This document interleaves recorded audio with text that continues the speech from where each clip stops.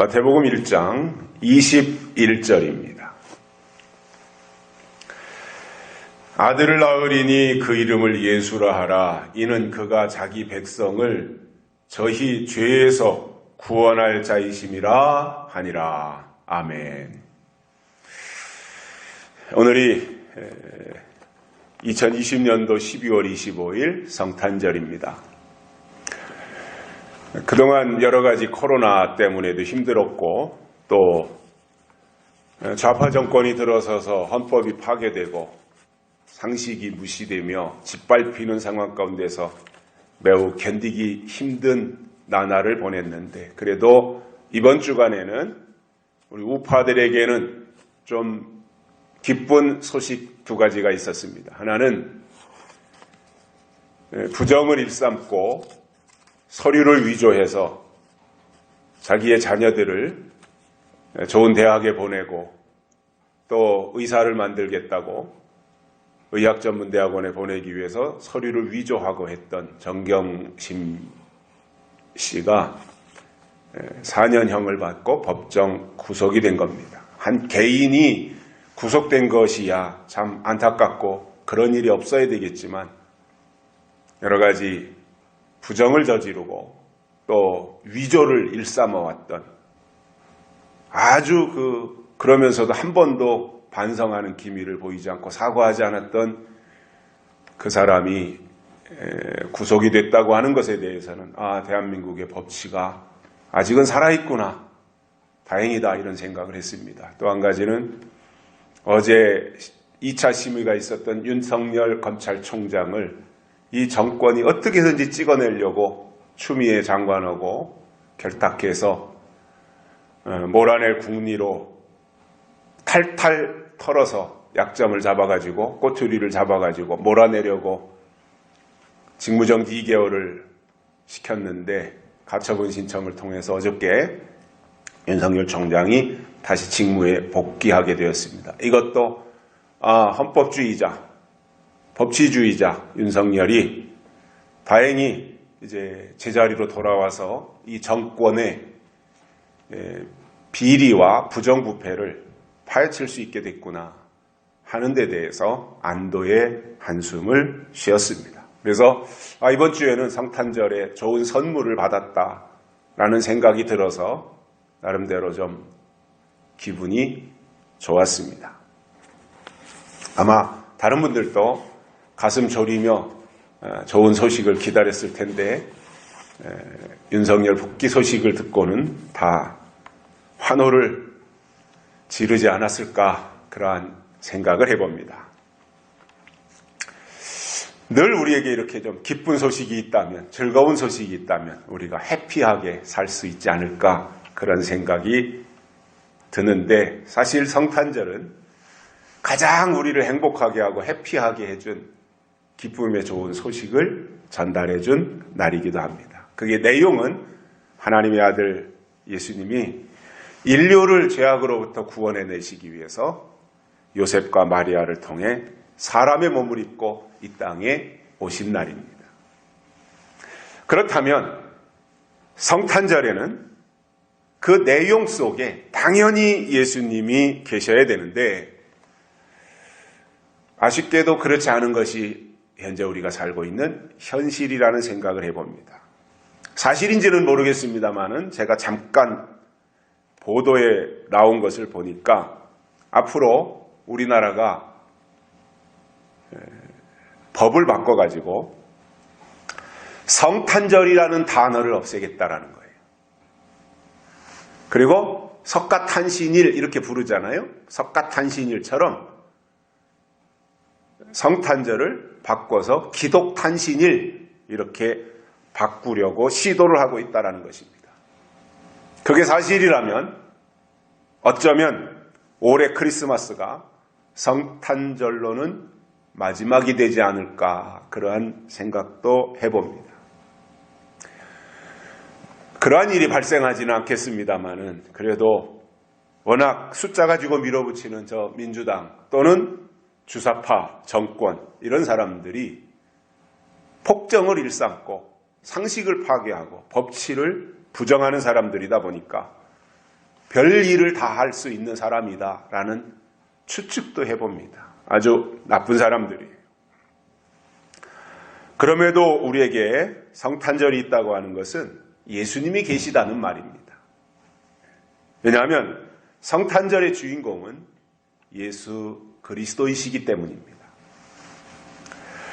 말씀이신 예수님이 하늘 보좌에 계시다가 하나님의 계획에 따라서 하늘 보좌를 버리고 육신을 입고 이 땅에 오신 그 영광스러운 날입니다.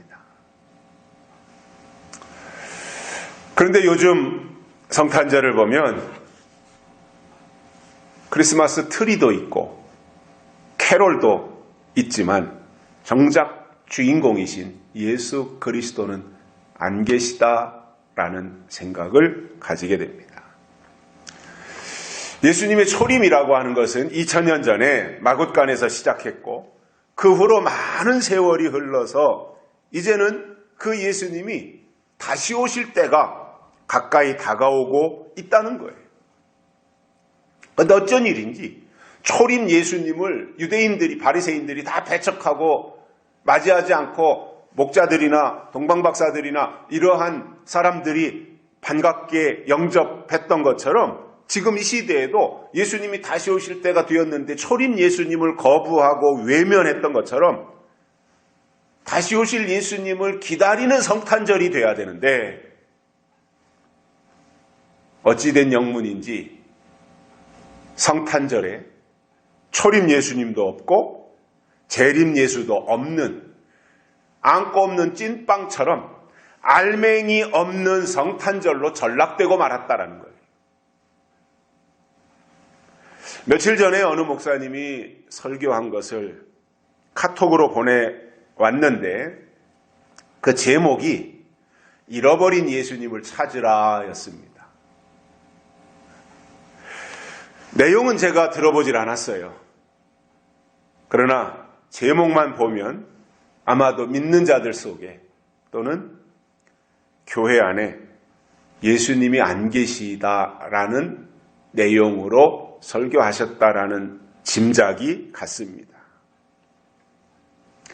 여러분, 아무리 세상이 떠들썩하다고 할지라도 예수님이 계시지 않다면 아무 소용이 없고 반대로 비록 남루하고 초라하고 마국간같이 냄새나는 곳일지라도 거기에 예수님이 계시다면 그것은 가장 위대한 일이 될 것입니다.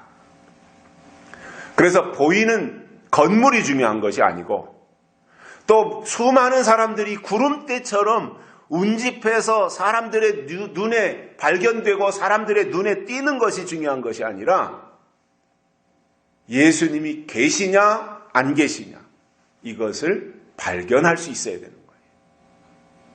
오늘 본문에는 하나님이 예수 그리스도를 이 땅에 보내신 이유가 나오고 있습니다. 자기 백성을 저희 죄에서 구원할 자이심이라. 이것이 예수님을 이 땅에 보내신 이유입니다. 예수님이 이 땅에 오신 이유이고 목적인 것입니다. 하나님이 하나님의 백성들을 구원하기 위해서 독생자 예수님을 이 땅에 보내셨다 이겁니다. 보내신 분은 하나님이세요. 보내심을 받은 분은 예수님이세요. 보냄을 받은 대상은 세상 사람들이에요. 그런데 이 과정 속에는 놀라운 하나님의 비밀이 숨어 있어요. 예수님이 오시는 과정을 보면 기가 막힌 하나님의 비밀이 들어있는데 그것이 뭐냐면은 처녀가 잉태하여 아들을 낳으리라는 겁니다. 이사야 선지자가 예언했던 것처럼 처녀가 잉태해서 아들을 낳는다. 그래서 예수님이 우리의 죄의 문제를 해결하기 위해서 이 땅에 오시는데 첫 번째로 중요한 것이 뭐였냐면 동정녀 탄생이라는 겁니다. 다시 말해서 남자를 한 번도 가까이 하지 않았고 남자를 알지도 못하는 마리아가 예수님을 잉태해서 아들을 낳는다라는 사실이에요. 이게 어떻게 가능한 일이겠어요? 생물학적으로 이러한 일이 일어날 가능성은 0%입니다. 남자를 모르고 남자를 가까이 하지 않았는데 임신을 했다? 이것은 불가능한 겁니다. 여러분, 처녀는 임신을 할 수 없는 거예요. 그러나 마리아가 임신을 하는데 그 마리아는 약혼한 남편 될 요셉의 씨를 받은 것이 아니라 성령의 씨를 받아서 잉태했다라고 하는 것이 성경의 예언인 것입니다. 오늘날 신앙생활하는 수많은 사람들이 이 비밀을 바로 알아야 되고, 더 나아가서 예수님은 마리아의 몸을 빌려서 아기 예수로 오셨지만 그분은 하나님이시라고 하는 사실, 사람의 몸을 입고 이 땅에 오셨지만 그는 하나님이라는 사실, 그리고 그분이 이 땅에 오셔서 모든 사역을 마치고 그리고 승천하셨다가 처소를 다 예비하신 후에는 다시 오시겠다고 약속하신 그 날이 우리 앞에 점점 다가오고 있다고 하는 사실입니다. 그렇다면 우리는 2000년 전에 이 땅에 오신 예수님을 기다리는 것이 아니라 처소를 예비하면 다시 오시겠다고 약속하신 그 예수님을 기다리는 것이 정상적인 신앙이에요. 문제는 지금 이 시대의 신앙인들 대다수가 초림 예수님에 대해서는 어느 정도 알아요.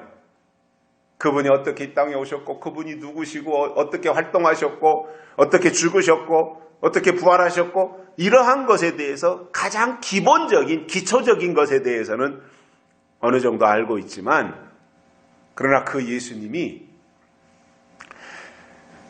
다시 오실 것에 대해서는 무지할 정도로 알지 못하고 있다는 사실입니다. 그러니까 초림 때 유대인 바리새인들하고 똑같은 상황이에요. 하나님은 아는데 하나님이 보내실 자 예수님을 모르는 거예요. 또 구약은 아는데 예수님이 오셔서 시작하실 신약에 대해서는 모르고 있는 거예요.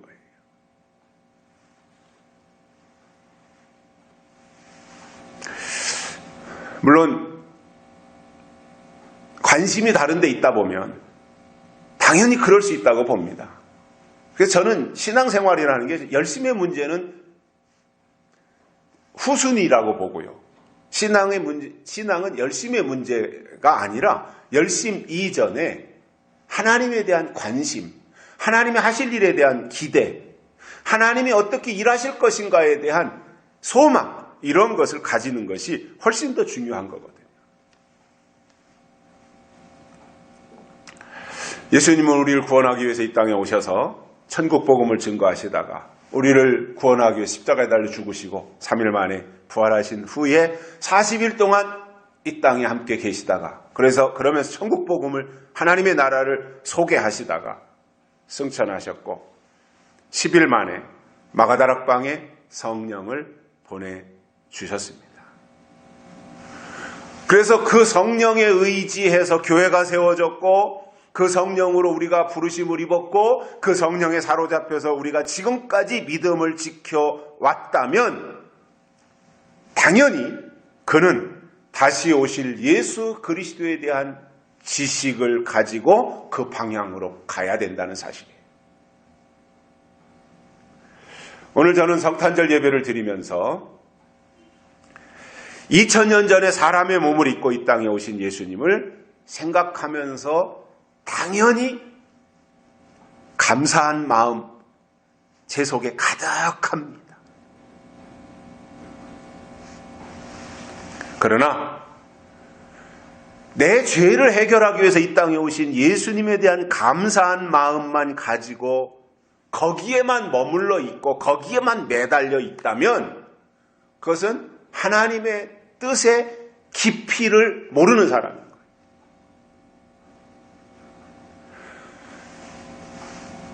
그 예수님에 대한 감사함과 고마움과 은혜에 대해서 깊이 생각하면서 내 속에 정말 예수를 위하여 살아야 되겠다라고 하는, 왜냐 그분이 나 대신 십자가에 달려 죽으셨으니까 그분을 위해서 내가 살겠다고 하는 생각을 가져야 될 뿐만 아니라 한 단계 더 성숙해서 다시 오실 예수님을 기대하면서 그분을 맞이할 준비를 갖추는 것은 그분의 마음을 흡족하게 해드리는 구원의 비결이 된다는 겁니다.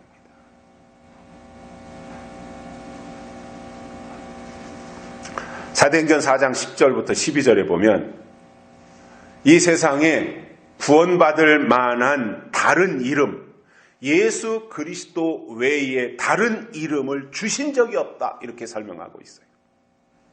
그런데도 오늘날 시건방진 사람들이 용감하게도 다른 종교에도 구원이 있다 이렇게 말하는 것은 성탄의 본질을 모르는 겁니다. 예수님은 화려한 헤롯의 궁전으로 오시지 않았습니다. 베들레헴의 작은 고을, 그것도 마굿간, 그것도 말구유에 오셨습니다. 그러니 그 탄생한 장면만 본다면 누가 그 예수를 눈여겨보겠으며 그 예수를 향해서 위대한 탄생이라고 찬사를 보낼 사람이 누가 있겠냐는 거예요. 그러나 예수님은 비록 초라하고 냄새나는 마굿간으로 오셨지만 거기에는 예수님이 계셨다는 사실입니다. 남루하지만 그 속에 예수님이 계셨다는 사실입니다. 그 마굿간에 예수님이 계셨다는 사실입니다. 오늘을 살아가는 우리의 심령은 헤롯의 왕궁이 아니라 초라하지만 마굿간처럼 되어야 진리 되신 예수님이 오실 수 있다는 거예요. 사람들이 많이 모이고 건물을 근사하게 잘 지어놓고 헤롯의 궁전과 같이 이렇게 만들어 놓은 거기에 예수님이 오신 것이 아니라 사람들이 전혀 거들떠보지도 아니하는 남루한 곳에, 냄새나는 곳에, 누추한 곳에, 거기에 예수님이 오셨다는 것입니다.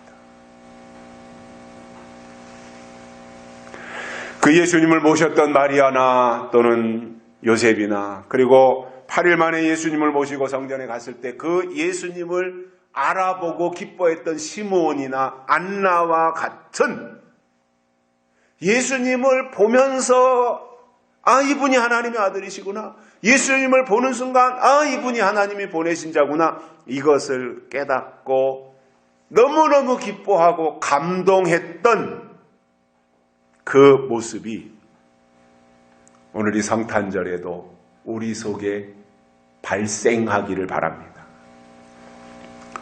아울러 2021년인 내년에도 코로나 상황이 쉽게 수습되지 않겠지만 그러나 주눅들지 말고 우리들의 심령에 또는 우리들의 가정에 우리의 교회에 늘 예수님을 모심으로 예수님이 주시는 평화와 평안이 우리 안에 함께하기를 바랍니다.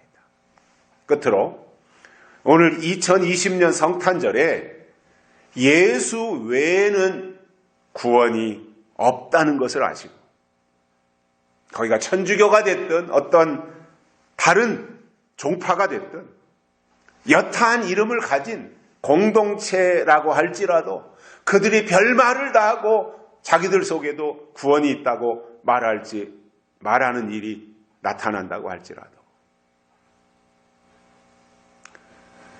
그 예수님이 없다면 말에는 있는데 표현에는 있는데 내용 속에 핵심 속에 다시 오실 예수 그리스도가 없다면 그것은 예수님이 안 계신 겁니다.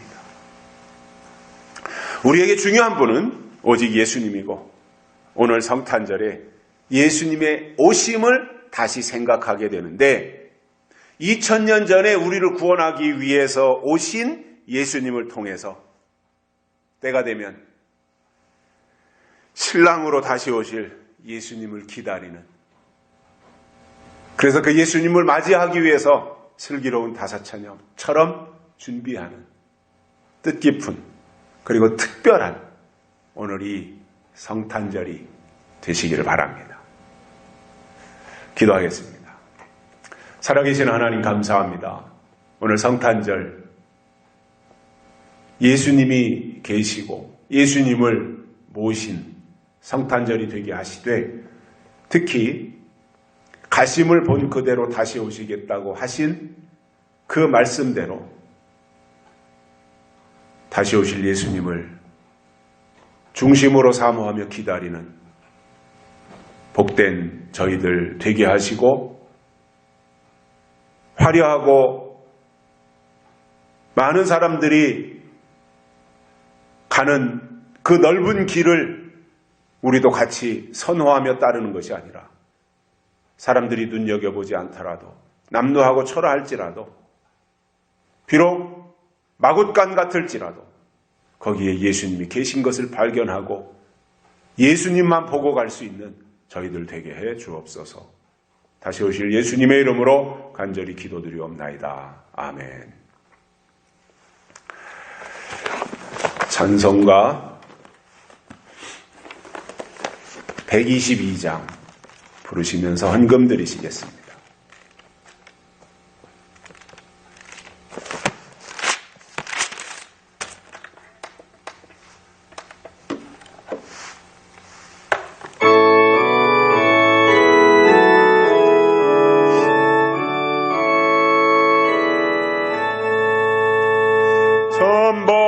천번가운 신도여 이리 와서 베들레헴 성내에 가봅시다. 저 구유에 누이신 아기를 보고 엎드려 절하세, 엎드려 절하세, 엎드려 절하세. 구세주 났네. 저 천사여 찬송을 높이 불러서 온광활한 천지를 울리게 해. 주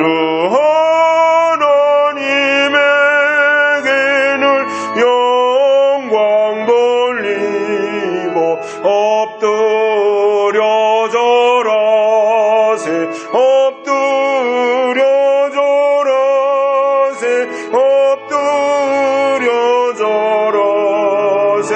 구세주 났네.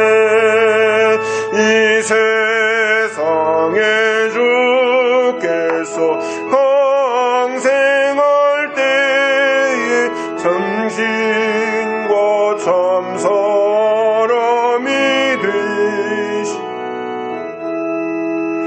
동정녀의 몸에서 나시었으니 엎드려 절하세, 엎드려 절하세, 엎드려 절하세. 구세주 났네. 여호와의 말씀이 육신을 입어 날 구워 날 구주가 되셨도다. 늘 감사한 찬송을 돌려보내고 엎드려 절하세, 엎드려 절하세, 엎드려 절하세.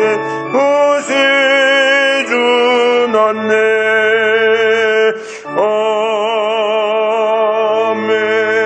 아멘. 하나님 감사합니다.